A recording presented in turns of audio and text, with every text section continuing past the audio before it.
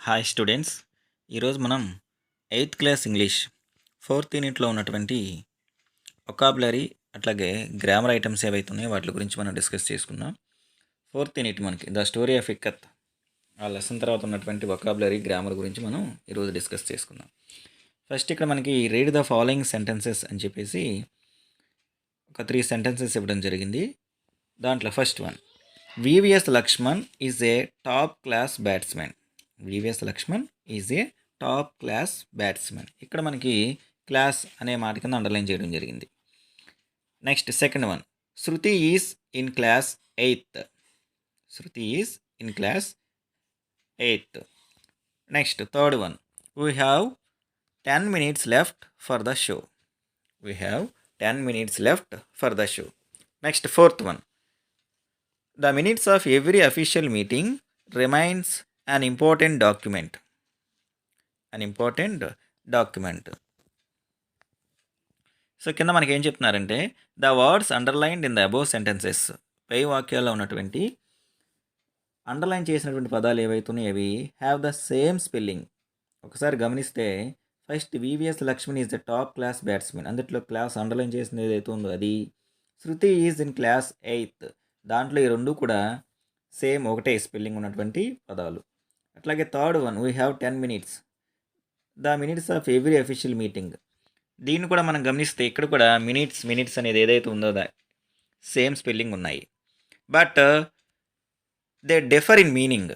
కానీ స్పెల్లింగ్ అయితే ఒకటే ఉన్నాయి, కానీ మీనింగ్కి వచ్చేసరికి ఆ పదాలు అంటే ఫస్ట్ సెంటెన్స్లో ఉన్నటువంటి క్లాస్ కావచ్చు, సెకండ్ సెంటెన్స్లో ఉన్న క్లాసు, నెక్స్ట్ థర్డ్ సెంటెన్స్లో ఉన్నటువంటి మినిట్స్, ఫోర్త్ దాంట్లో ఉన్నటువంటి మినిట్స్ ఏదైతే ఉందో వాటి యొక్క అర్థాల్లో తేడాలు ఉన్నాయి. స్పెల్లింగ్ ఒకటే, next at the same time pronunciation, పలకటం, ఉచ్చారణ ఏదైతే ఉందో అది కూడా ఒకటే ఉంది, కానీ వాటి యొక్క మీనింగ్లో తేడా ఉందన్నమాట. These words are called homonyms. అట్లాంటి పదాలు మనం హోమోనియమ్స్ అని చెప్పేసి పిలుస్తాము. ఇట్లాంటి పదాలని అంటే స్పెల్లింగ్ ఒకటే ఉంటుంది, నెక్స్ట్ ప్రొనౌన్సియేషన్ ఉచ్చారణ ఒకటేలా ఉంటుంది, కానీ అర్థం కనుక వేరేలా ఉంటే అలాంటి వాటిని మనం హోమోనియమ్స్ అని చెప్పేసి అంటాం. ఫర్ సపోజ్ ఫస్ట్ సెంటెన్స్ ఉంది, VVS Laxman is the top class batsmen. Top class batsmen అంటే నెంబర్ 1 బ్యాట్స్మెన్, బాగా ఆడే బ్యాట్స్మెన్ అని చెప్పేసి అర్థం. అదే సెకండ్ దాంట్లోకి వచ్చేసరికి శృతి ఈజ్ ఇన్ క్లాస్ 8th. శృతి అనే పాప 8th క్లాస్ చదువుతుంది అని. ఫస్ట్ దాంట్లో క్లాస్ అంటేనేమో టాప్ క్లాస్, బాగా ఆడే అనే meaning. Next Shruti is in class 8th. Second సెంటెన్స్లో క్లాస్ అంటే తాను చదువుతున్నటువంటి తరగతిని తెలియజేస్తుంది అనమాట. కానీ రెండు పదాలని మనం బాగా గమనిస్తే రెండిట్లో ఒకటే స్పెల్లింగ్ ఉంది, రెండు పలికినప్పుడు మనం ఒకేలాగా పలికాము, కానీ రెండింటినీ ఉపయోగించినటువంటి సెంటెన్స్లు అవి రెండు వేరు మీనింగ్లు మనకు తెలియజేస్తూ ఉన్నాయి. అట్లాగే థర్డ్ దాంట్లో we have 10 minutes left for the షోకి వెళ్ళడానికి మనకి ఇంకా 10 నిమిషాల సమయం మాత్రమే మిగిలి ఉంది అనేది థర్డ్ సెంటెన్స్ మీనింగ్. అయితే fourth sentence, the minutes of every official meeting remains an important document. ఇక్కడ కూడా మినిట్సే, కాకపోతే ఎవ్రీ అఫీషియల్ మీటింగ్, ప్రతి అధికారిక సమావేశం, అంటే అఫీషియల్ మీటింగ్ అంటే అధికారిక సమావేశం, అధికారులతో జరిగేటువంటి సమావేశంలో వాళ్ళు ఏదైతే అంశాలు చర్చించుకుంటారో ఆ చర్చించుకున్నటువంటి అంశాలు మొత్తాన్ని కూడా ఒక డాక్యుమెంట్, ఒక పేపర్ మీద రాస్తారనమాట. అలా రాసినటువంటి అంటే నథింగ్ బట్ వాటిని మనం హెడ్లైన్స్ అంటాం, ముఖ్యాంశాలు అనమాట. ఆ మీటింగ్లో వాళ్ళు తీసుకున్నటువంటి నిర్ణయాలు కానీ ఏవైతే ఉన్నాయో వాటిని మినిట్స్ అంటాము. అవి అన్ ఇంపార్టెంట్ డాక్యుమెంట్, ఒక ముఖ్యమైనటువంటి పత్రము. ఎందుకని వాళ్ళు తీసుకున్నటువంటి రిజల్యూషన్స్ కావచ్చు, నిర్ణయాలు కావచ్చు, నెక్స్ట్ ఏవైతే ఇంప్లిమెంట్ చేయాలనుకుంటున్నారో అవన్నీ కూడా చక్కగా ఒక దాంట్లో రాస్తారనమాట. వాటిలో మనం మినిట్స్ అని చెప్పేసి అంటాము. అదే థర్డ్ సెంటెన్స్లో చూస్తేనేమో షో ఏదైతే ఉందో దానికి ఇంకా 10 నిమిషాల సమయం మిగిలి ఉంది అనే సందర్భంలో అక్కడ మినిట్స్ మాట ఉపయోగించడం జరిగింది. నెక్స్ట్ కానీ ఫోర్త్ దాంట్లో వచ్చేసరికి ఆ జరిగేటటువంటి మీటింగ్ ఏదైతే ఉందో దానిలో తీసుకునేటువంటి రిజల్యూషన్స్ ఏవైతే ఉన్నాయో అవి ఒక ముఖ్యమైనటువంటి పత్రము అని తెలియజేయడానికి ఇక్కడ మినిట్స్. ఇక్కడ కూడా వాటిని మనం గమనిస్తే రెండిట్లో కూడా థర్డ్ వన్ ఫోర్త్ వన్లో ఉపయోగించినటువంటి మినిట్స్ అనేది ఏదైతే ఉందో దానికి ఒకటే స్పెల్లింగ్ ఉంది, పలికేటప్పుడు మనం ఒకటేలాగా ఉచ్చారం చేస్తూ ఉన్నాము, కానీ వాటి యొక్క అర్థము మీనింగ్లో మాత్రం తేడా ఉందన్నమాట. అలాంటి వాటిని మనం హోమోనియమ్స్ అంటాము. హోమోనియమ్స్ అంటాం అనమాట. Next, find the meanings of the following homonyms with the help of a dictionary. Find the meanings of the following homonyms with the help of a dictionary. So కింద మనకి అలాంటి హోమోనియమ్స్ కొన్ని ఇచ్చారనమాట. అలాంటి హోమోనియమ్స్ కొన్ని ఇచ్చారు. ఒక డిక్షనరీ ఏదైతే ఉందో దాని యొక్క సహాయం తీసుకొని ఇక్కడ ఇచ్చినటువంటి ఈ యొక్క హోమోనియమ్స్ అంటే స్పెల్లింగ్ ఒకేలా ఉంటుంది, ఉచ్చారణ పలకటం ఒకేలా ఉంటుంది, కానీ మీనింగ్ వేరేలా ఉంటుందన్నమాట. అవి with the help of a dictionary సహాయంతో వాటిని ఫైండ్ అవుట్ కనుగొనండి అని చెప్పేసి అంటున్నారు. ఆ టాస్క్ మనం ఇప్పుడు చూద్దాం. సో స్టూడెంట్స్, మనకి స్టార్టింగ్లో అంటే homonyms find out the meanings of the following homonyms with the help of a dictionary. దాంట్లో ఫస్ట్ ఇచ్చింది ఏ ఫెయిర్ అని చెప్పేసి in the brackets it is given adjective. అది యాడ్జెక్టివ్ మీన్స్ విశేషణము. అంటే అక్కడ ఇచ్చినటువంటి ఫెయిర్ అనే మాట ఏదైతే ఉందో అది యాడ్జెక్టివ్ అనే ఒక పార్ట్స్ ఆఫ్ స్పీచ్ భాషా భాగానికి సంబంధించినటువంటి పదం అనమాట. అందుకనే బ్రాకెట్స్లో మనకి అది ఏడీజే అన్నారు. ఏడీజే మీన్స్ యాడ్జెక్టివ్ అని అర్థం, విశేషణము, లక్షణాలని గుణాలని తెలియజేసేది, నెక్స్ట్ సంఖ్యని తెలియజేసేది, అట్లాగే రంగులు తెలియజేసేది, రుచిని తెలియజేసేదాన్ని, పరిమాణాన్ని తెలియజేసే వాటిని మనం అడ్జెక్టివ్ అంటాం అనమాట. సో ఇక్కడ ఫెయిర్ మీన్స్ అడ్జెక్టివ్. సో దాని యొక్క మీనింగ్ వచ్చేసరికి బ్యూటిఫుల్, అందమైనటువంటి, ఫెయిర్ లుకింగ్ అంటాము. Next, white or pale in colour. White or pale in colour. White బాగా తెల్లగా లేదా పేల్ పాలిపోయినటువంటి రంగు. యాక్సెప్టబుల్. నెక్స్ట్ వన్ వచ్చేసరికి అంగీకరించదగినటువంటి. నెక్స్ట్, ట్రీటింగ్ ఈక్వల్లీ సమానంగా చూడటము. లార్జ్ పెద్దదైనటువంటి. గుడ్ మీన్స్ మంచిది. సో ఇక్కడ ఫెయిర్ అనే పదం ఏదైతే ఉందో అది అడ్జెక్టివ్గా తీసుకుంటే ఇన్ని మీనింగ్స్ ఉంటాయన్నమాట. మీరు అట్లాగే టీవీలో యాడ్ చూస్తూ ఉంటారు ఫెయిర్ అండ్ లవ్లీ అని చెప్పేసి. Fair and lovely, fair means అందంగా ఉండటము అని. సో ఈ ఫెయిర్ అనే మాటకి ఇది యాడ్జెక్టివ్గా తీసుకుంటే దానికి ఇన్ని మీనింగ్స్ ఉన్నాయి. అట్లా కాకుండా ఈ ఫెయిర్ అనే మాటని మనం నౌన్గా తీసుకుంటే, అంటే భాషా భాగాల పార్ట్స్ ఆఫ్ స్పీచ్లో దీన్ని నామవాచకంగా తీసుకుంటే ఎన్ని మీనింగ్స్ ఉన్నాయో చూద్దాం. సో ఫస్ట్ దాంట్లో 1Aలో ఉన్న ఫెయిరు, 1Bలో ఉన్న ఫెయిరు రెండు కూడా గమనిస్తే మీరు ఒకటే స్పెల్లింగ్స్ ఉన్నాయి, పలకటం ఒకేలా పలుకుతున్నాము. కానీ ఫస్ట్దేమో యాడ్జెక్టివ్ అయితే సెకండ్ది వచ్చేసేమో నౌన్, నామవాచకము. ఇక్కడ fair means an event. An event means ఒక సంఘటన. Or village market place. ఇది కాకుండా ఒక సంఘటన ఏదైతుందో దాన్ని ఫెయిర్ అంటాము. విలేజ్ మార్కెట్ ప్లేస్ అంటే గ్రామాల్లో జరిగేటటువంటి కొనుగోలు అమ్మకాలు ప్రక్రియ ఎక్కడైతే జరుగుతూ ఉంటుందో ఆ ప్రదేశాన్ని ఫెయిర్ అంటాము. అంటే ఇంకా తేలిగ్గా అర్థమయ్యే భాషలో చెప్పాలంటే సంత అంటాము, గ్రామ సంత అని. అంటే ఇప్పటికీ కూడా కొన్ని వెనకబడిన ఏరియాల్లో, కొన్ని ప్రాంతాల్లో ఇప్పటికీ పల్లెటూరుల్లో సంతలు జరుగుతూ ఉంటాయి. బుధవారం అని, గురువారం అని చెప్పేసి ఆ సంత ఏం చేస్తూ ఉంటారు, అక్కడ పశువుల దగ్గర నుంచి అన్ని రకాల వస్తువులు, కూరగాయలు, ఆట బొమ్మలు అన్నీ అమ్ముతూ ఉంటారనమాట. దాన్ని విలేజ్ ఫెయిర్ అని చెప్పేసి అంటాము. దాన్ని విలేజ్ ఫెయిర్. ఫెయిర్ మీన్స్ సంత అని అర్థము. Next, recruitment event. Recruitment means నియమించుకోవటము. జాబ్ ఫెయిర్ జరుగుతూ ఉంటాయి. జాబ్ ఫెయిర్ అంటే వాళ్ళకి కావాల్సిన ఉద్యోగాల కోసం ఏం చేస్తారు, వాళ్ళు ఒక చోట ముందే అనౌన్స్ చేసి అక్కడ ఉద్యోగస్తులు ఎవరైతే ఉన్నారో వాళ్ళందరికీ కూడా ఇంటర్వ్యూలు కండక్ట్ చేసి, సో వాళ్ళకి నచ్చిన వాళ్ళు ఎవరైతే ఉన్నారో, వాళ్ళకి రిక్వైర్డ్ క్వాలిఫికేషన్ ఎవరైతే ఉన్నారో వాళ్ళందరినీ కూడా సెలెక్ట్ చేసుకుంటూ ఉంటారు. అలాంటి వాటిని జాబ్ ఫెయిర్ అంటాము. సో ఫెయిర్ అంటే అన్ ఈవెంట్, ఒక సంఘటన.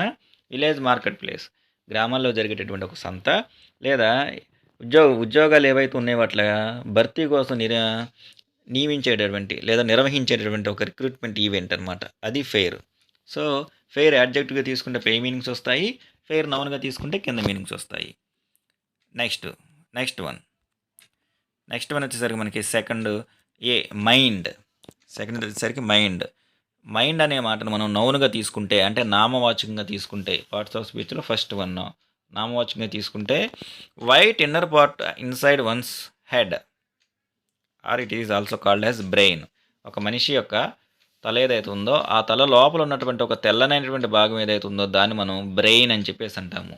అంటే మెదడు అనమాట. అదొకటి. నెక్స్ట్, ఇంటెలెక్ట్ మీన్స్ మేధస్సు ఉన్న వాళ్ళని ఇంటెలెక్చువల్స్ అంటాము. అది థాట్స్, ఆలోచన. మైండ్ఫుల్ అని చెప్పేసి అంటారు కదా, థాట్స్, ఆలోచన. అటెన్షన్, ఏకాగ్రత. మైండ్ మీన్స్ అటెన్షన్, ఏకాగ్రత. సో ఈ మైండ్ అనే మాటని నామవాచకంగా తీసుకుంటే ఇన్ని భాగాలు. Inner part of the head ఒకటి, ఇంటెలెక్ట్ ఒకటి, థాట్స్ ఒకటి, అటెన్షన్ ఒకటి. ఓకేనా? Next one. అదే మైండ్ని మనం ఇందాడేమో నౌన్గా తీసుకుంటే, ఇప్పుడు అదే మైండ్ని మనం వెర్బ్ క్రియాపదంగా తీసుకుంటే కనుక దాని యొక్క మైండ్ అనే మాటకి మీనింగ్ ఏంటో చూద్దాం. Sad are upset. Sad are upset అంటే బాధపడటము లేదా దుఃఖంలో ఉండటము. Next ask for permission. ఈ మైండ్ అనే మాటని ఆస్క్ ఫర్ పర్మిషన్ అంటే అనుమతి అడగడానికి ఉపయోగిస్తాము. If you don't mind can I use your cell phone. మీరు ఏమీ అనుకోకపోతే మీ సెల్ ఫోన్ నన్ను ఉపయోగించుకోవచ్చా? ఇఫ్ యూ డోంట్ మైండ్ అనే సందర్భంలో మనం మైండ్ అనే మాట ఉపయోగిస్తాం కదా. సో ఇక్కడ ఆస్క్ ఫర్ పర్మిషన్. అట్లాగే కేర్. కేర్ మీన్స్ జాగ్రత్త. మైండ్ ఇట్, గుర్తుపెట్టుకో, జాగ్రత్త అని చెప్పేసి ఆ సందర్భంలో మనం డోంట్ మైండ్ ఇట్. ఆ సందర్భంలో మనం మైండ్ అనే మాటను ఉపయోగిస్తూ ఉంటాం అనమాట. సో కేర్ అనే జాగ్రత్త. సో మైండ్ అనే దాన్ని మనం వెర్బ్గా తీసుకుంటే ఈ సందర్భాల్లో ఈ మీనింగ్ మైండ్ అనే మాటకు వస్తుంది. కానీ పైన మైండ్ అనే దాన్ని నౌన్గా తీసుకుంటే ఏమొస్తే మనం ఆల్రెడీ చెప్పుకున్నాం. ఇక్కడ కూడా సేమ్ స్పెల్లింగ్ ఒకటే, ప్రొనౌన్సియేషన్ ఒకటే, కానీ మీనింగ్ మాత్రం వేరు. Next third one quiet. Third one వచ్చేసరికి క్వైట్. స్పెల్లింగ్ వచ్చి మనకి QUITE.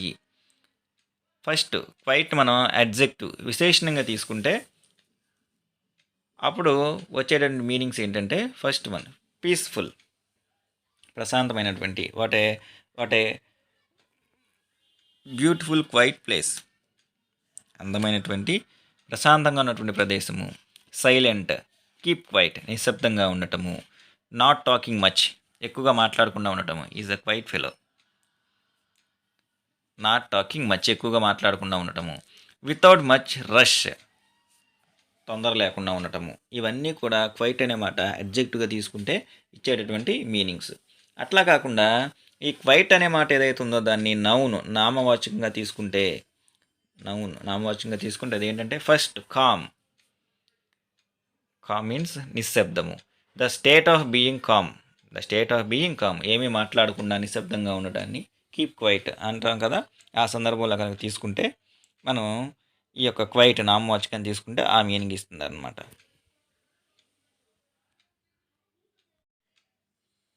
ఆ తర్వాత మనకి రోమన్ నెంబర్ 2లో ఇంకొక టాస్క్ ఇచ్చారు. ఏంటంటే use the above homonyms in your own sentences. పైన మనం డిస్కస్ చేసుకున్నటువంటి ఈ ఫెయిర్, నెక్స్ట్ మైండ్, క్వైట్ ఏవైతే ఉన్నాయవి నౌను, యాడ్జెక్టివ్, వెర్బు, యాడ్జెక్టివ్ అట్లా మనం డిస్కస్ చేసుకున్నాం కదా. వీటిని బేస్ చేసుకుని మిమ్మల్ని ఓన్ సెంటెన్సెస్ ఫ్రేమ్ చేయమంటున్నారు. అంటే ఓన్ సెంటెన్స్ అనేది సొంత వాక్యం. అది వీటిని ఉపయోగించుకొని ఎవరో ఎలా అయినా రాయొచ్చు, కానీ ఆ వర్డ్ని మాత్రం మనం ఉపయోగించుకోవాలన్నమాట. సొంత వాక్యం అనేసరికి సొంతంగా ఎవరైనా ఒక సెంటెన్స్ ఫ్రేమ్ చేయొచ్చు అనమాట. ఓకేనా? అవి ఏంటనేది మనం ఒకసారి చూద్దాం. సో వాటిని హోమోనిమ్స్ ఏవైతే ఉన్నాయో వాటిని ఓన్ సెంటెన్సెస్గా తీసుకుంటే సెంటెన్సెస్ ఎలా ఫ్రేమ్ చేయొచ్చో కొన్ని ఎగ్జాంపుల్స్ ఇక్కడ ఇవ్వడం జరిగింది. వాటిలో ఫస్ట్ వన్ ఫెయిర్ అనేది ఏదైతే ఉందో దాన్ని అడ్జెక్ట్గా తీసుకుంటే ఇక్కడ ట్రీటింగ్ ఆల్ ఈక్వల్లీ, అందరినీ సమానంగా చూడటం అనేది ఏదైతే ఉందో ఆ కాన్సెప్ట్ మీద ఒక own sentence. First one, he is fair to all the students of the స్కూల్లో ఉన్నటువంటి అందరి విద్యార్థుల పట్ల అతను ఫెయిర్గా ఉంటాడు. ఫెయిర్గా ఉండటం అంటే ఫెయిర్గా ఉండటం మీన్స్ ఇక్కడ ఫెయిర్ అంటే ఈ fair to all means treating all equally, అందరినీ సమానంగా చూస్తారనమాట. సో కాబట్టి ఎవ్రీ వన్ అడ్మైర్స్ హిమ్, అందరూ కూడా ఆయన్ని ఆరాధిస్తూ ఉంటారు. ఎందుకని? వై బికాస్ మీన్స్ ఈ is fair to all the students of the స్కూల్లో ఉన్న వాళ్ళు ఎవరైతే ఉన్నారో వాళ్ళందరినీ కూడా ఆయన ఈక్వల్గా సమానంగా చూస్తారు.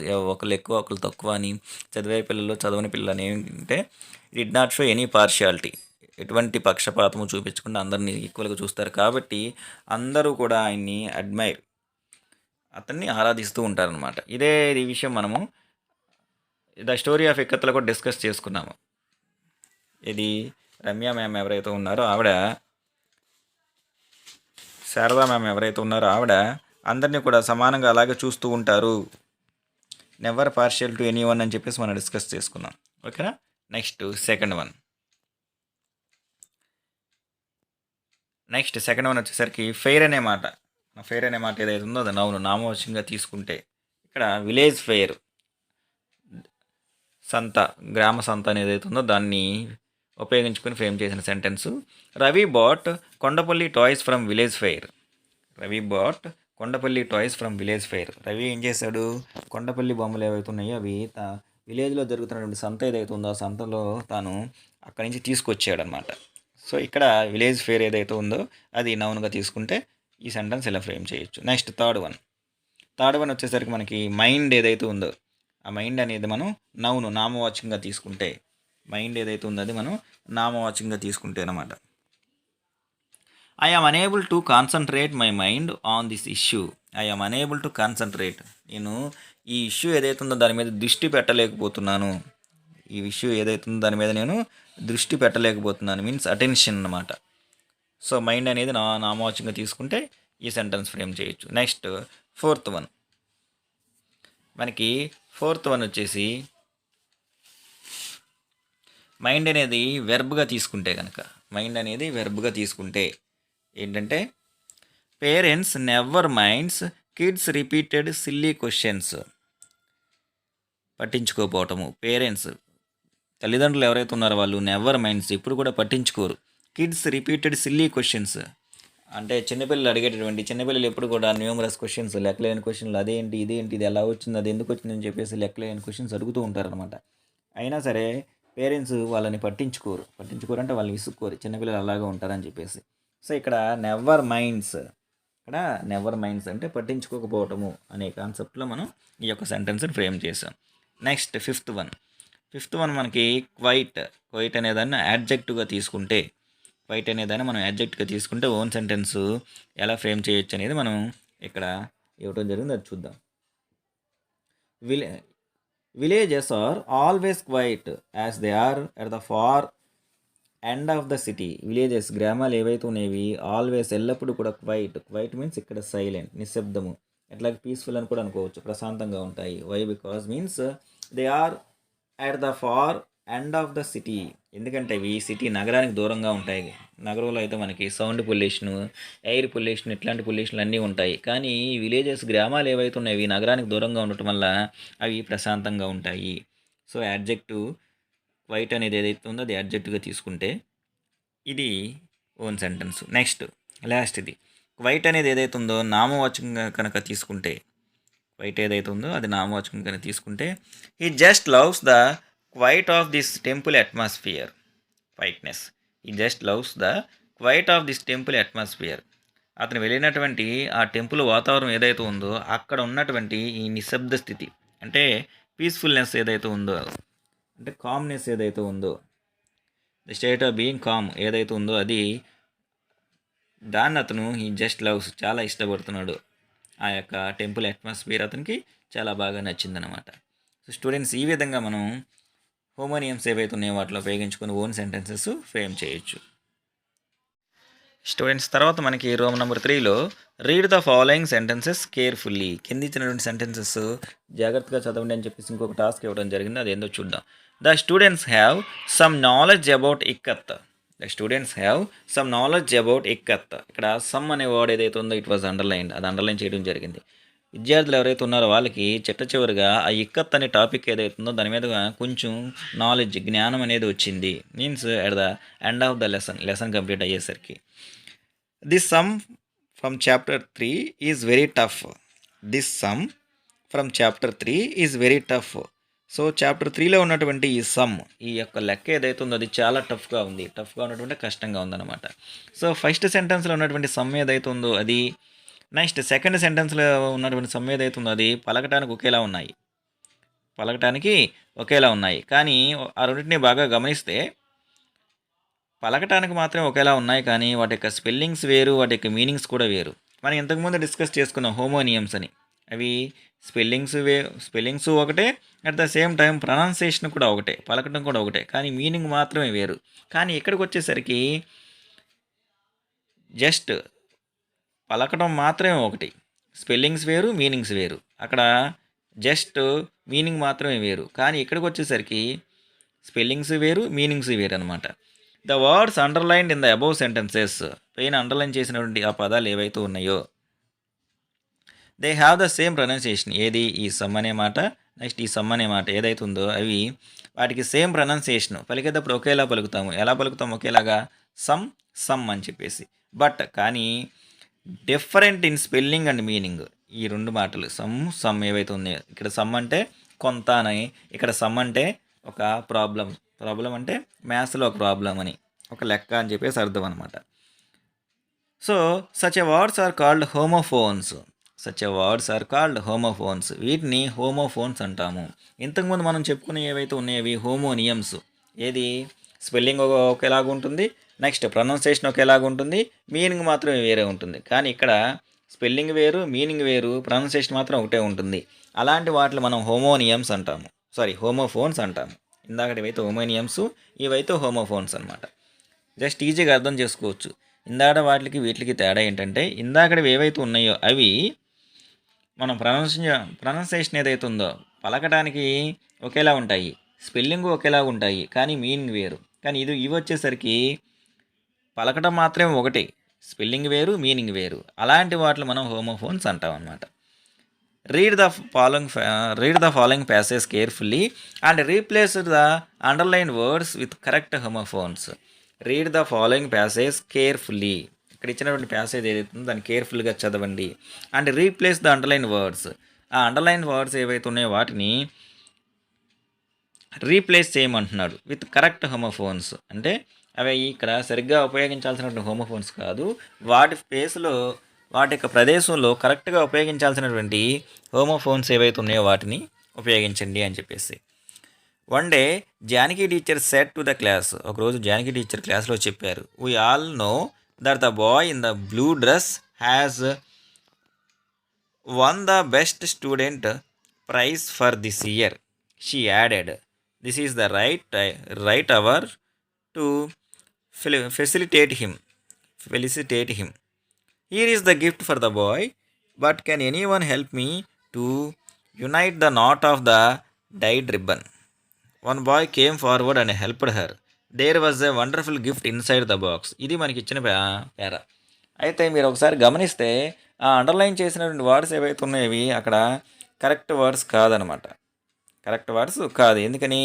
ఇక్కడ హోమోఫోన్స్ ఏవైతే ఉన్నాయో ఆ హోమోఫోన్స్లో ఇక్కడ అది కాదు ఉపయోగించాల్సినటువంటి పదాలు. ఈ అండర్లైన్ చేసిన ఏది కూడా ఇక్కడ ఒక్కటి కూడా సూటబుల్ కాదు. మరి దాని ప్లేస్లో మనం ఏమి రాయాలి అనేది మనం ఇప్పుడు ఒకసారి చూద్దాము. సో వాటి యొక్క స్థానంలో మనం రాయాల్సినటువంటి హోమోఫోన్స్ వచ్చేసరికి first, one day Janaki teacher set to the class we all know. మనందరికీ తెలుసు, కానీ అక్కడ వాళ్ళు ఇచ్చింది ఏంటిది? ఎన్ఓ నో అనేది ఇవ్వటం జరిగింది. అక్కడ వాళ్ళు ఇచ్చింది ఏంటిది? ఎన్ఓ నో ఇది ఇచ్చారు. కానీ ఎన్ఓ నో అంటే లేదు కాదు, కానీ తెలుసు అంటానికి మనం ఉపయోగించాల్సింది కేఎన్ఓ నో. సో ఇది ఉపయోగించాలి మనం.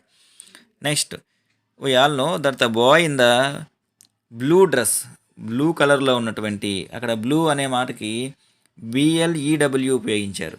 కానీ బిఎల్ఈడబ్ల్యూ అంటే వీచడము, కానీ అక్కడ బ్లూ రంగును ఇండికేట్ చేస్తున్నారు కాబట్టి మనకి బిఎల్యూఈ ఇది రావాలి. ఇది కరెక్ట్ ఇక్కడ మనకి. సో దాని ప్లేస్లో ఇది వాడాలి. Next, blue dress has won the best student prize for this year. అతను బెస్ట్ స్టూడెంట్ ప్రైజ్ ఈ సంవత్సరానికి గెలుపొందాడంట. హ్యాస్ వన్, ఒకటి అని చెప్పేసి అంటున్నాడు. వన్ అంటే ఒకటి, కానీ ఓన్ గెలుపొందాడు అంటాక మనం డబ్ల్యూఓఎన్ అది ఉపయోగించాలి, కానీ అక్కడ ఉపయోగించింది ఓఎన్ఈ1. సో దాని ప్లేస్లో డబ్ల్యూఓఎన్ ఓన్ మనం ఉపయోగించాలన్నమాట. నెక్స్ట్ తర్వాత వచ్చేసరికి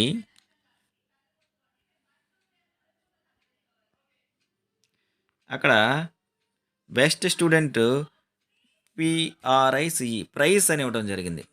ప్రైస్ మీన్స్ ఖరీదు కదా, కానీ యాక్చువల్గా బెస్ట్ స్టూడెంట్ ప్రైజ్ అనే మాట ఇది ఉపయోగించాలి. బెస్ట్ స్టూడెంట్ ప్రైజ్ ఏదైతే ఉందో అది అతనికి ఈ సంవత్సరానికి బెస్ట్ స్టూడెంట్ ప్రైజ్ వచ్చిందని. సో ఈ ప్రైజ్ ప్లేస్లో ప్రైజ్ ఉపయోగిస్తే కరెక్ట్ మనకి. షీ యాడెడ్, తను చెప్పింది, this is the right hour to felicitate him. Felicitate means అతన్ని సత్కరించడము అనమాట. అక్కడ ఆవిడ ఉపయోగించినటువంటి మాట రైట్ అంటే రాయటము, కానీ ఇక్కడ ఇది ఉపయోగించాలి. ఏది రైట్ సరైన సమయము అతన్ని సత్కరించడానికి, అభినందించడానికి లేదా బహుమతి ఇవ్వటానికి. సో కాబట్టి ఇక్కడ రైట్ సరైనది. కానీ అక్కడ ఇచ్చినటువంటి మాట డబ్ల్యూఆర్ఐటీ. డబ్ల్యూఆర్ఐటీ రైట్ అంటే రాయటము. కానీ ఇక్కడ రైట్ సరైన సమయం కాబట్టి ఆర్ఐజీహెచ్ని ఉపయోగించాలి. నెక్స్ట్ తర్వాత here is the gift for the boy but can anyone help me. సరే ఆ బాబు కోసం తీసుకొచ్చినటువంటి గిఫ్ట్ ఇది. మీలో ఎవరైనా సహాయం చేస్తారా? దేనికి? To unite the not of the died ribbon ఏదైతే ఉందో దాన్ని కట్టాలి. రిబ్బన్ ఏదైతే ఉందో దాన్ని కట్టడానికి ఎన్ఓటి నాట్ అనే మాట ఉపయోగించారు. ఎన్ఓటి నాట్ అంటే లేదు కాదు, కానీ ఆ కట్టడం ముడేయటం అనేది ఏదైతే ఉందో దానికి మనం ఉపయోగించాల్సిన మాట కేఎన్ఓటి నాట్. పలకటం రెండు ఒకేలా పలుకుతాము, నాట్ అని. ఇక్కడ కే అనే లెటర్ ఏదైతే ఉందో సైలెంట్. కానీ ఈ ఎన్ఓటి నాట్ అంటే లేదు కాదు అని అర్థము, కానీ ఈ కేఎన్ఓటి నాట్ అంటే ముడివేయటం అని అర్థం అనమాట. సో ఇక్కడ ఇది సూటబుల్ కాబట్టి కేఎన్ఓటి నాట్ అనేది మనం ఉపయోగించాలి. Next one boy came forward and helped her. So ఒక బాయ్ ముందుకు రావడం జరిగింది, మేడం గారికి సహాయం చేశారు. There is a wonderful gift. So students ఇంకోటి కూడా ఉంది అక్కడ. ఏది? నాట్ తర్వాత డైడ్ రిబ్బన్. సో డైడ్ అంటే చనిపోవటము, కానీ ఇక్కడ డైడ్ అంటే రంగులు వేసినటువంటి, రంగులు అద్దినటువంటి రిబ్బన్ ఏదైతే ఉందో అది కట్టాలి. సో డివైఈడి ఏదైతే ఉందో అది కరెక్ట్, రంగులు వేసినటువంటి రిబ్బన్. నెక్స్ట్ ఆ తర్వాత మిగతాదంతా మామూలే. వన్ బాయ్ కేమ్ ఫార్వర్డ్, వచ్చాడు అండ్ హెల్ప్ తనకు సహాయం చేశాడు. There is a wonderful gift inside the box. ఆ బాక్స్ లోపల వండర్ఫుల్ గిఫ్ట్ ఉంది అని. సో ఇక్కడ మనం ఈ మార్చి రాయాల్సినవి ఏంటంటే నో ప్లేస్లోకి ఎన్ఓడబ్ల్యూను బ్లూ, దాంట్లో blue, one own, price, right, not, died. ఇవి వాటి ప్లేస్లో మనం ఉపయోగించాల్సినటువంటి హోమోఫోన్స్. స్టూడెంట్స్ ఆ తర్వాత మనకి 4th యూనిట్లో ఉన్నటువంటి గ్రామర్ యాక్టివిటీస్ ఒకసారి మనం చూద్దాం. Read the following pair of sentences taken from the narrative the story of ikat. ఇక్కడ మనకి ద స్టోరీ ఆఫ్ ఇక్కత్ అనే లెసన్లో నుంచి తీసుకున్నటువంటి 2 వాక్యాలు ఇవ్వడం జరిగింది. First one, Ramya asked are these fabrics from Indonesia. Ramya అడిగింది, మీరు ఇప్పుడు తీసుకొచ్చినటువంటి ఆ ఫ్యాబ్రిక్స్ అన్నీ కూడా ఇండోనేషియా నుంచి వచ్చినవేనా అంటే ఇండోనేషియాకి, are those belongs to Indonesia, అవి ఇండోనేషియాకి సంబంధించినవేనా అని చెప్పేసి. ద టీచర్ సెడ్, అప్పుడు టీచర్ ఏం చెప్పారు? What can be the origin of the word. So అంటే ఇది పేదానికి సంబంధించింది కాదు, ఇది వేరే సెంటెన్స్. సో ఆ పదం ఇక్కత్ అనే పదం ఏదైతే ఉందో అది ఎక్కడి నుంచి పుట్టింది అని చెప్పేసి. నెక్స్ట్ తర్వాత హూ ఆర్ ద స్పీకర్స్. ఈ పైన ఉన్నటువంటి 2 డైలాగుల్లో స్పీకర్స్, ఈ మాటలు అన్నటువంటి స్పీకర్స్ ఎవరు? Next what are the exact words spoken by them. Exact words అంటే ఆ మాట్లాడిన వ్యక్తి ఎవరైతే ఉన్నారో అతను తాను ప్రత్యక్షంగా పలికినటువంటి మాటలు ఏంటి?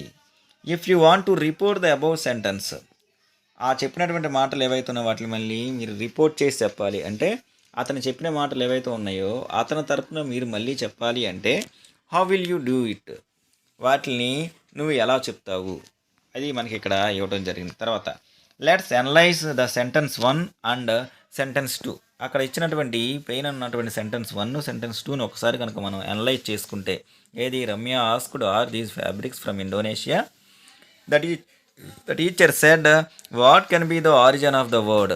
ఈ 2 సెంటెన్స్ ఏవైతే ఉన్నాయో వాటిని కనుక మనం ఒకసారి అనలైజ్ చేసుకుంటే, the first part of the sentence, ఆ సెంటెన్స్లో ఉన్నటువంటి ఫస్ట్ పార్ట్ ఏది? Ramya asked has a subject. దాంట్లో ఒక సబ్జెక్ట్ ఉంది. ఎవరు? కర్త.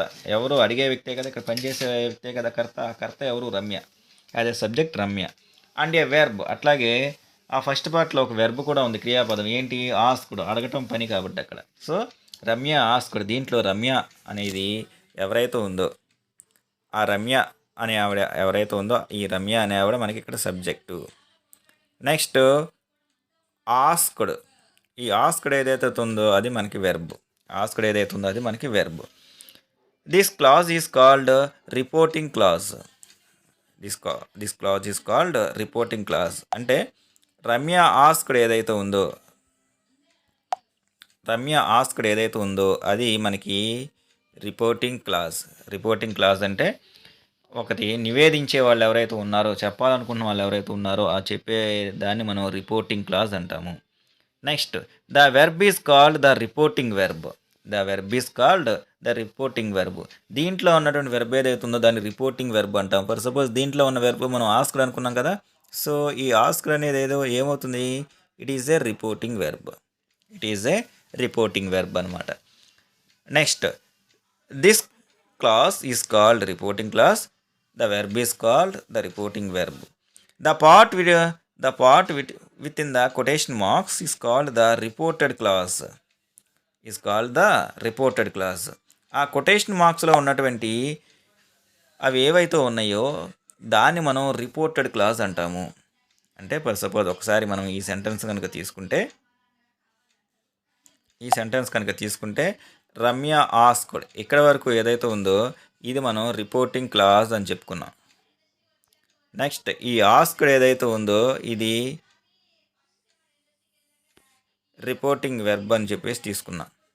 అట్లా కాకుండా ఇక్కడ are these fabrics from Indonesia, are these fabric from Indonesia అని ఏదైతే ఉందో, ఏది కొటేషన్ మార్కులో ఏదైతే ఉందో, ఈ కొటేషన్ మార్కులో ఏదైతే ఉందో దాన్ని మనము రిపోర్టెడ్, కొటేషన్ మార్కులు ఏదైతే ఉందో దాన్ని మనము రిపోర్టెడ్ క్లాజ్ అని చెప్పేసి అంటాము. రిపోర్టెడ్ నివేదించి, అంటే ఏమైతే మనం చెప్పాలనుకుంటున్నామో దాన్ని రిపోర్టెడ్ క్లాజ్ అంటాము. ఫస్ట్ ఉన్న దాన్ని ఏమో రిపోర్టింగ్ క్లాజు, ఇన్వర్టెడ్ కామాసులో ఏదైతే ఉందో ఈ ఇన్వర్టెడ్ కామాసులో ఏదైతే ఉందో దాన్ని రిపోర్టింగ్ క్లాజు.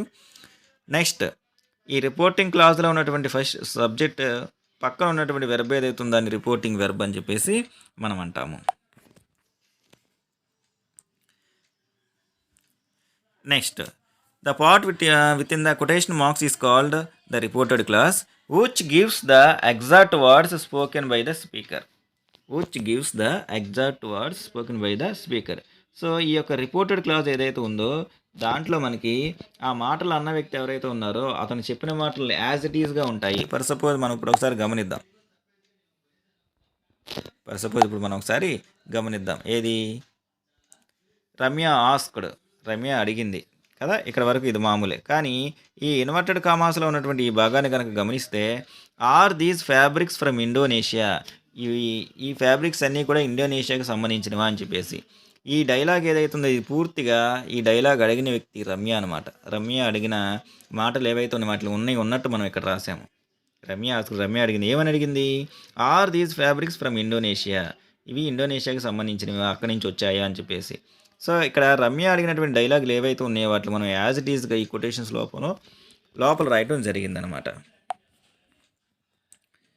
సో అంటే ఎప్పుడు రిపోర్టెడ్ క్లాజ్ ఏదైతే ఉందో దాంట్లో మనం స్పీకర్ ఎవరైతే ఉన్నారో అతను చెప్పిన మాటలను ఎటువంటి మార్పులు చేర్పులు చేయకుండా యాజ్ ఇట్ ఈస్గా అలాగే రాస్తామన్నమాట. Next let's look at the answer to the question C. అక్కడ ఉన్నటువంటి క్వశ్చన్ సిలో ఉన్నటువంటి ఆన్సర్ ఏదైతే ఉందో దానికి సమాధానం చెప్తున్నాడు. అంటే దాని మనకు మనం మార్చి రాస్తే ఎలా రాయొచ్చు అనేది. రమ్య ఆస్క్డ్ తర్వాత దానికి ఈ ఇంటరాగేటివ్లో మనకి డైరెక్ట్ ఇండైరెక్ట్ స్పీచ్, ఇది ప్రత్యక్ష పరోక్ష కథనము అని చెప్పేసి అంటాం. దాంట్లో ఉపయోగించాల్సిన కంజంక్షన్ ఇఫ్ కానీ వెదర్ కానీ వాడతాం. ఈ రెండిట్లో ఏదైనా వాడచ్చు. Ramya asked if or whether those fabrics were from Indonesia, ఆ ఫ్యాబ్రిక్స్ ఏవైతే ఉన్నాయో అవి ఇండోనేషియా నుంచి వచ్చాయా అని చెప్పేసి ఫస్ట్ దానికి కదా answer. Next the teacher asked, ఇక్కడ కూడా టీచర్ ఆస్క్డ్. ఎందుకని మనం సెంటెన్స్ చూసినప్పుడు ఆ పైన ఉన్నటువంటి సెంటెన్స్ కనుక చూస్తే మనకి the teacher said what can be the origin of the word. At the end of the sentence we can see there is a question mark ఉంది. అంటే ఇది మనకి ఇంట్రాగేటివ్, అంటే ఆస్క్డ్ అనేది మనకు వస్తుంది అనమాట. సెడ్ టు వస్తే సెడ్ కానీ సెడ్ టు ప్లేస్లో కానీ చివరి క్వశ్చన్ మార్క్ పెడితే మనం ఆస్క్డ్ అనే మాట వాడతాము. The teacher asked what the origin of the word could be. అట్లా మారుతుంది. అంటే పైన ఇచ్చినటువంటి వాక్యాలు ఏవైతే ఉన్నాయో ఆ రెండింటిని ఇండైరెక్ట్ స్పీచ్లో మారిస్తే అంటే ప్రత్యక్ష కథనం అంటే ఒక వ్యక్తి చెప్పిన మాటల్ని ఎటువంటి మార్పులు చేర్పులు చేయకుండా అలాగే చెప్తే దాన్ని డైరెక్ట్ స్పీచ్ అని, అలా కాకుండా ఒక వ్యక్తి చెప్పిన మాటలు ఏవైతే ఉన్నాయో ఆ మాటల్ని అతని తరపున వేరే వాళ్ళు కొన్ని మార్పులు చేర్పులు చేసి చెప్తే దాన్ని ఇండైరెక్ట్ స్పీచ్ అంటే పరోక్ష కథనము అని చెప్పేసి మనం అంటాం అనమాట.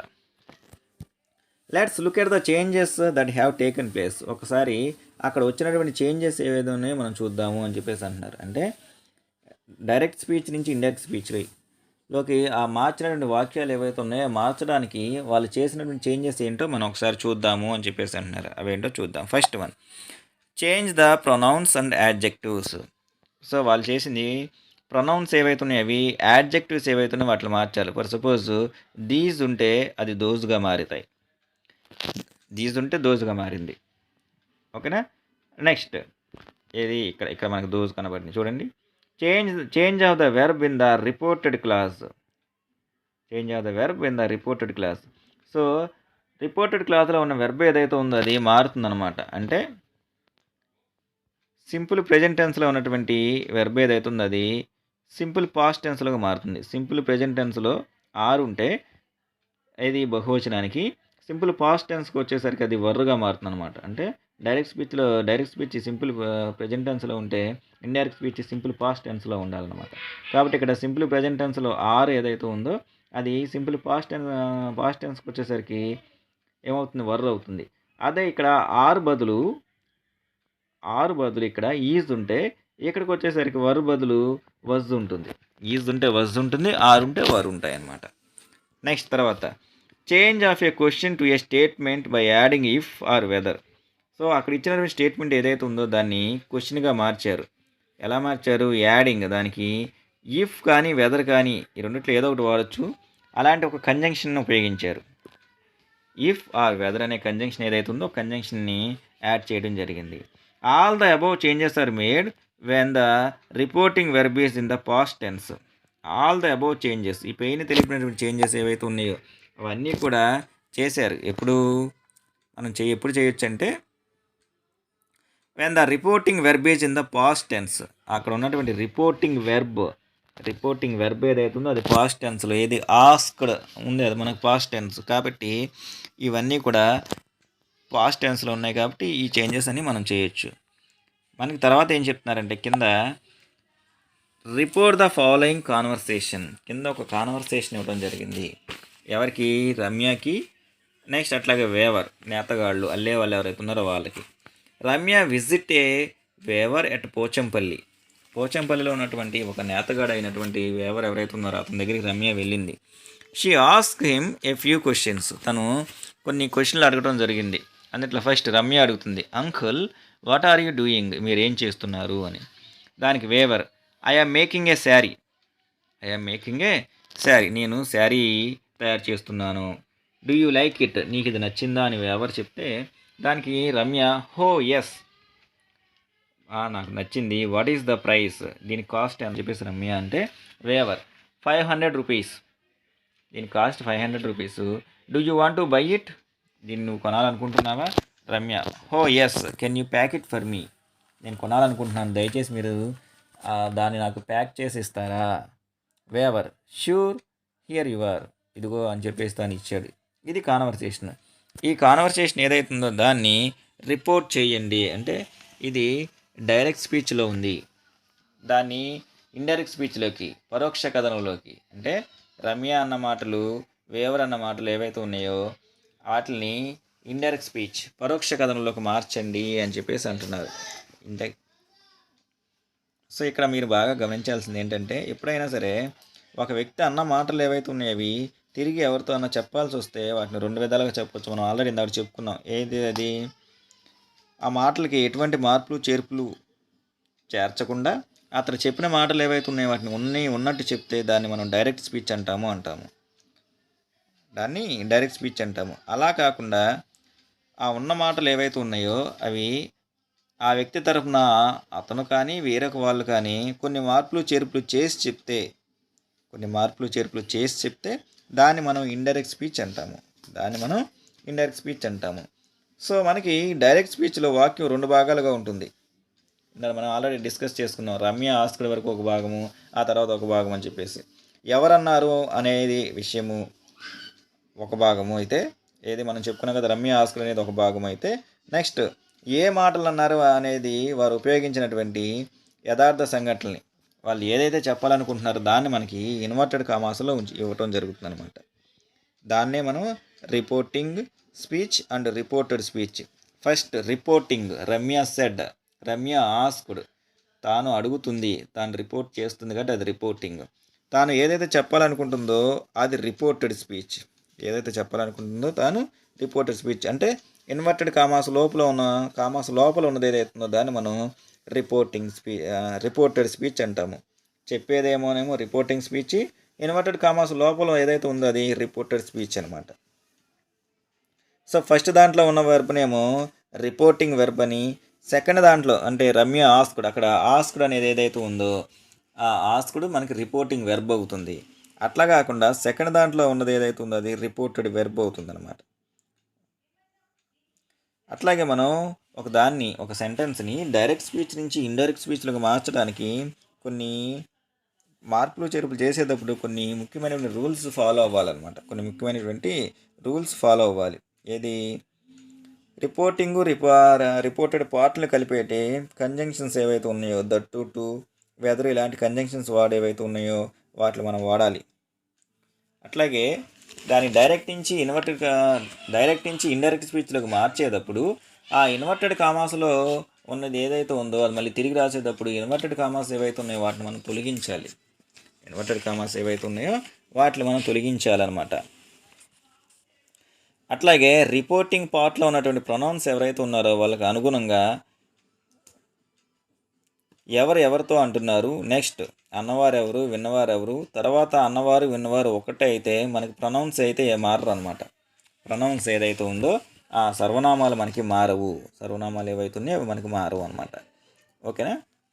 అయితే మనకి ఈ యొక్క డైరెక్ట్ ఇండైరెక్ట్ స్పీచ్లో మనకి 4 మోడల్స్ ఉంటాయి. ఫస్ట్ ఇది ఎస్సరిటివ్ అంటాము, వాటిని స్టేట్మెంట్స్ అని చెప్పేసి కూడా అంటాము. అట్లాగే ఇంట్రాగేటివ్, ఒకటేమో ఎస్సరిటివ్, రెండోది వచ్చేసేమో ఇంట్రాగేటివ్, నెక్స్ట్ మూడోది వచ్చేసేమో ఇంపరేటివ్ సెంటెన్సెస్ అంటాము. ఎస్సరిటివ్ అంటే స్టేట్మెంట్స్ అనమాట. ఇంట్రాగేటివ్ అంటే అడిగి విచారించి తెలుసుకునేవి. ఇంపరేటివ్ కమాండ్స్, రిక్వెస్ట్, విషెస్ ఉంటాయి. 4 ఉంటాయి మనకు. 4ది వచ్చేసరికి ఎక్స్క్లమేటరీ సెంటెన్సెస్. సడన్ ఫీలింగ్స్, భావోద్రేకాలు, ఫీలింగ్స్ ఏవైతే ఉన్నాయో వాటిని తొలగించే వాటిని మనం ఎక్స్క్లమేటరీ సెంటెన్సెస్ అంటాము. సో ప్రతి దాంట్లో కూడా మనకి సెడ్ టు ఉంటే ఎలా మారుతుంది, కంజంక్షన్ ఏం వాడాలని చెప్పేసి అదొక పెద్ద టాపిక్. మనకి ఇప్పుడు మనకి డిస్కస్ చేసుకోవడం కుదరదు, కానీ రాబోయే రోజుల్లో మీకు 9th క్లాస్లో దీనికి కొంచెం కొనసాగింపు ఉంది. మనం 10th క్లాస్కి వెళ్ళేసరికి పూర్తి స్థాయిలో ఉంది. అట్లాగే దీనికి సంబంధించి నేను తర్వాత డైరెక్ట్ ఇండైరెక్ట్ స్పీచ్ ఒక వీడియో చేసి పెడుతున్నప్పుడు మీకు ఇంకా డీటెయిల్గా తెలుస్తుంది స్టూడెంట్స్. ఓకేనా. సో అయితే ఇప్పుడు మనం దీనికి ఆన్సర్ ఏదైతే ఉందో అంటే రమ్య అట్లాగే ఎవరికి మధ్య జరిగింది ఏదైతే ఉందో దాన్ని ఆన్సర్గా కింద రాయమని చెప్పేసి మనకి బ్లాంక్స్ ఇచ్చారు కదా, దాని యొక్క ఆన్సర్ ఏంటో చూద్దాం. So students first Ramya waiver దగ్గరికి వెళ్ళి వాట్ ఆర్ యూ డూయింగ్, మీరు ఏం చేస్తున్నారు అని చెప్పేసాక వాట్ ఆర్ యూ డూయింగ్ తర్వాత మనకు క్వశ్చన్ మార్క్ ఉంది కాబట్టి ఇది మనకి ఇంట్రాగేటివ్ అనుకుంటే అది ఆస్క్డ్గా మారుతుంది అనమాట. So Ramya asked the weaver means ఆ weaver uncle what he was doing. అక్కడ వాట్ ఆర్ యూ డూయింగ్ అని ఉంది, కానీ మనం వాట్ హీ వాజ్ డూయింగ్ ఎందుకనంటే వాట్ ఆర్ యూ డూయింగ్ అంటే అక్కడ ప్రెజెంట్ కంటిన్యూస్లో ఉంది కాబట్టి దాన్ని మనం పాస్ట్ కంటిన్యూస్లో అంటే డైరెక్ట్ స్పీచ్లో ప్రెజెంట్ కంటే సింపుల్ ప్రెజెంట్ ఉంటే పాస్ట్ టెన్స్లోకి సింపుల్ పాస్ట్లోకి మారుతుంది. ప్రెజెంట్ కంటిన్యూస్ ఉంటే పాస్ట్ కంటిన్యూస్లోకి మారుతుంది అనమాట. కాబట్టి ఇక్కడ మనం దాన్ని ప్రెజెంట్ కంటిన్యూస్ ఏదైతే ఉందో ఏది వాట్ ఆర్ యూ డూయింగ్ అనేది వాట్ హీ వాజ్ డూయింగ్గా మారాలి అంటే పాస్ట్ కంటిన్యూషన్. నెక్స్ట్ తర్వాత తనేం చెప్పాడు, నేను ఒక శారీ వేవ్ చేస్తున్నాను అని చెప్పేసి అన్నాడు. The weaver said he was making a sari. నేను ఒక శారీ చేస్తున్నాను. అక్కడ I am making a sari అన్నాడు. ఐఆమ్. సో అయ్యల్లా హీ అవుతుంది, ఎందుకని ఇది ఇండైరెక్ట్ స్పీచ్ అనమాట. అతని తరపున మనం చెప్తున్నాం కాబట్టి హీ. అక్కడ యామ్ వల్ల సింపుల్ ప్రెజెంట్ టెన్స్లో ఉంది కాబట్టి సింపుల్ పాస్ట్ టెన్స్లోకి వచ్చేసరికి హీ అనేది సింగులర్ కాబట్టి అక్కడ మనం వజ్ అనేది ఉపయోగించుకుంటాము. వజ్ ఏదైతే ఉందో ఆ వజ్ అనే మాట మనం వాడుకుంటాం అనమాట. సో అతను he was making a sari, నేను ఒక శారీ నేస్తున్నాను అని చెప్పేసి తయారు చేస్తున్నాను అని చెప్పేసి. ఆ తర్వాత తను మళ్ళీ అడిగింది ఏమని,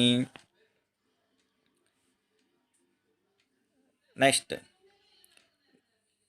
ఈ ఆస్క్ తనే అడిగాడు ఏమని, ఈ శారీ నీకు నచ్చిందా అని చెప్పేసి అడిగాడు కాబట్టి ఇంట్రాగేటివ్ కాబట్టి ఆస్కుడు తీసుకుంటాం. ఈ asked Ramya if she liked it, if she liked it, తనకు అది నచ్చిందా అని చెప్పేసి,